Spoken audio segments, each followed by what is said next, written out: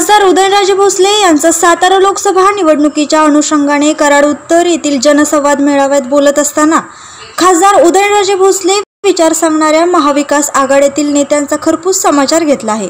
त्यावेळी बोलत असताना यशवंत विचार म्हणजे लोककल्याणाचे विचार, जे छत्रपती शिवाजी महाराजांनी जी शिकवण दिली होती ती यशवंत विचार सांगणाऱ्या व्यक्तींना या लोकसभा मतदारसंघात एक चारित्र्य संपन्न माणूस का मिळाला नाही? जे विचार यशवंत सांगतात त्यांच्या आजूबाजूला असणारी लोक सगळी भ्रष्टाचारी आहेत। तसेच यशवंत विचार सांगतात त्यांनी या मतदारसंघात 4 सभा घेतल्या आहेत असं देखील त्यांनी पत्रकारांशी बोलताना सांगितलं आहे।